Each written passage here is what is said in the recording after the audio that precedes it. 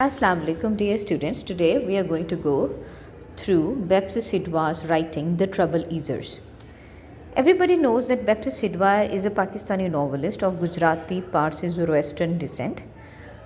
She writes in English and nowadays she is settled in America. Now moving towards the characters of The Trouble Easers. The protagonist of the writing is Pir Kurkan. He is a poor woodcutter. Another character is Pir Kurkan's wife, whose name is not revealed, but she is a religious lady who tries to fulfill the religious rituals, keeping in the limitations of her financial resources. The third important character is Pir Kurkan's daughter, who desires to eat liver, which is cooked by the neighbors, and she wishes to eat it. Another important religious characters are that of the angel. The angels which are mentioned in the writing Trouble Easers by Bepsi Sidhwa is Mushkil-e-Asan and Behram Jazad. So these are the true angels which are named time and again in the writing, the Trouble Easers. Another minor character is that of the king in the writing as well. Now moving towards the story of the Trouble Easers. Trouble Easers basically tell the story of Pir Kurkan, who is a poor woodcutter and encounters with two Zoroastrian angels, Behram Jazad and Mushkil-e-Asan. We learn that when the story opens, it is written by Bepsi Sidhwa that it is Friday, the day to remember the angels Behram Jazad and Mushkil-e-Asan.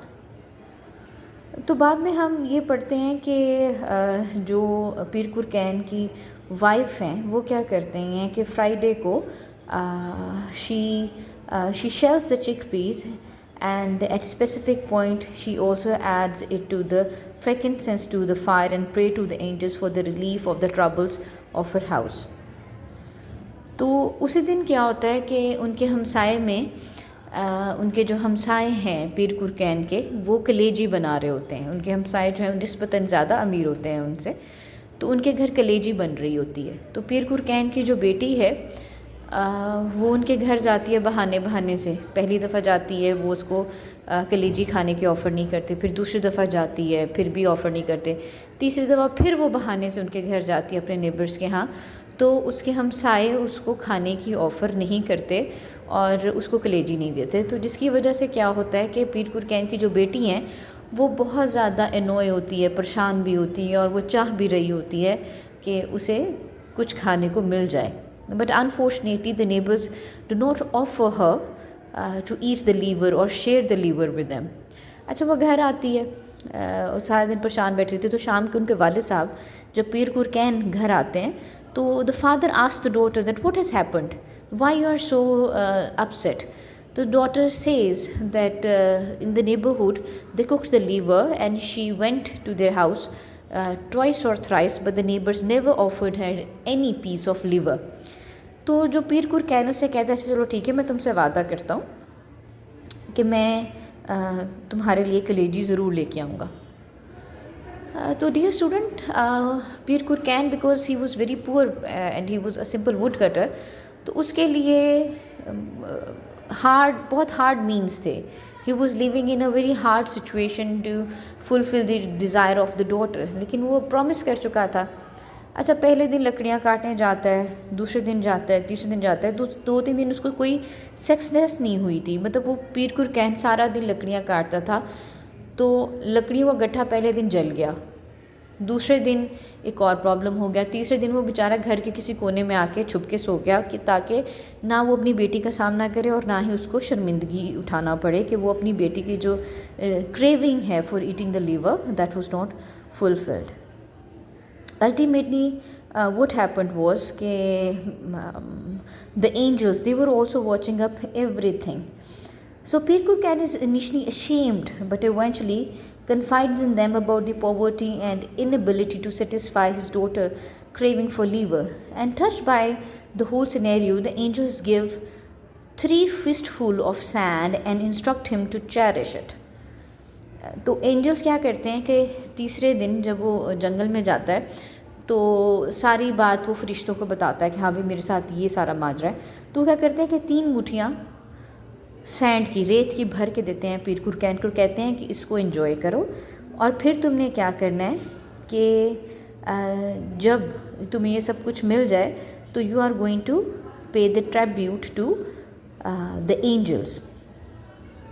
अच्छा, लेकिन पीर कुरकैन बड़ा परेशान होता है कि what is the value of that very sand which the angels had given him, but the angels assured that it will prove to be very valuable and it is going to be of high price. अच्छा जी, पीर कुरकैन वो 3 मुठियाँ रेत जो है वो लेके अपने घर चला जाता है।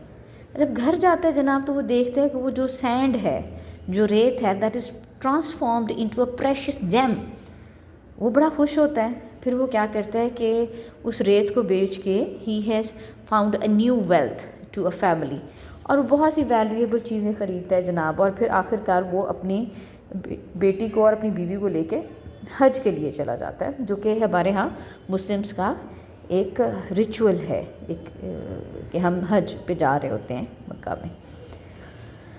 However, what happens was that in the enjoyment of new life, पीर कुरकैन, उसकी वाइफ और उसकी बेटी जो है, they forgot to pay the tribute to trouble easers, या मुश्किल आसान जो एंजल होता है, तो they forget to pay the tribute to him. As a result, what happened was that when they came back from Hajj, they were imprisoned. और imprison होने की वजह क्या बनी जनाब कि जो बादशाह की बेटी थी उसे ये लगा कि पीर कुरकैन की बेटी ने forget to pay the tribute to him. As a result, what happened was that when they came back from Hajj, they were imprisoned. और imprison होने की वजह क्या बनी जनाब कि जो बादशाह की बेटी थी उसे ये लगा कि पीर कुरकैन की बेटी ने बादशाह की बेटी का हार जो है वो चोरी कर लिया। तो उस चोरी के इल्ज़ाम में क्या हुआ कि बादशाह ने पीर कुरकैन को, उसकी बेटी और उसकी बीवी को जेल में डाल दिया। अच्छा, जब वो जेल में थे, बड़े परेशान हुए तीनों, तो क्या हुआ कि फिर पीर कुरकैन ने ख्वाब में देखा कि मुश्किलें आसान आए हुए हैं जो एंजल हैं, और वो उसको याद करवाते हैं कि हाँ भी तुम्हें याद है मैंने तुम्हें 3 मुठियाँ रेत दी थी और ये भी कहा था कि तुम जो है वो ट्रिब्यूट पे करोगे ट्रबल यूज़र्स को या मुश्किल आसान को। तो उसने कहा उस वक्त कि मेरे पास तो कुछ भी नहीं है देने को, मैं तो बड़ी मुश्किल में आ गया। तो पीर कुरकैन को फिर वो एंजल कहता है कि अच्छा अपना तकिया उठाओगे तो वहाँ से 3 कॉइन्स मिलेंगे तुमको, उन कॉइन्स को बेचना और किसी भी दरबान से कहना कि तुम्हें चिक पीज़ और शुगर ला दे ताकि तुम मुश्किल एहसान को ट्रिब्यूट पे कर सको। तो मुश्किलें जो पीर कुरकैन है उसने अगले दिन ऐसे ही किया। When he woke up in the morning, he found those 3 coins. He asked the gatekeeper to buy him certain things. So वो उसको जेल में chickpeas और sugar ला देते हैं, and ultimately Pir Kurkan prays to the angels and distribute all the food that he has brought with those 3 coins. And ultimately what happened was कि जो बादशाह की बेटी, उसका नेकलेस मिल जाता है, और फिर बाद में जो इनोसेंस है पीर कुरकैन की बेटी की वो भी बादशाह तक पहुंच जाती है। तो अल्टीमेटली बादशाह हुक्म देता है कि पीर कुरकैन को और उसकी बेटी और उसकी बीवी को आज़ाद कर दिया जाए। फिर अल्टीमेटली क्या होता है कि because the king is impressed by the honesty of Pir Kurkan, the king is impressed by the honesty of Pir Kurkan and his family. तो बादशाह अपनी बेटे की शादी जो है वो पीर कुरकैन की बेटी के साथ कर देता है, और पीर कुरकैन is expected to be the next upcoming king. So the story concludes with the narrative that the mother continues praying to the trouble easers and Behram Yazad to ease the troubles of their family. तो यहाँ पे कहानी का इख्तिताम हो जाता है। अच्छा, now moving to the themes of the writing of the trouble easers. So the eminent theme of the writing is the culture and the religious representation. यहाँ पे रिलीजन को बहुत ज़्यादा फोकस किया गया, जैसे रिलीजियस एट्रीब्यूट्स को इम्पोर्टेंस मिल रही है, जैसे कि बहराम यज़ाद और मुश्किल आसान को ट्रिब्यूट पे कर रहे होते हैं, और जो एंजल्स हैं they mostly intervene to ease the issues of the people. Moreover we can also find that there is a theme of class struggle and Marxism in trouble eaters as well. I mean, the neighbors of Pir Kurkan, they were rich and they were able to afford the material of their choice to cook. But Pir Kurkan's wife, when they were not rich, they were not able to afford even to buy a liver to fulfill their desires. तो class struggle भी बहुत ज़्यादा prominent है इस writing में. Then there is another theme of family dynamics and social expectations. इस novel, इस writing में आपको ये भी पता चलेगा कि फैमिली रिलेशनशिप्स जो हैं they are very much important. Family expectations जो हैं वो भी बहुत ज़रूरी हैं.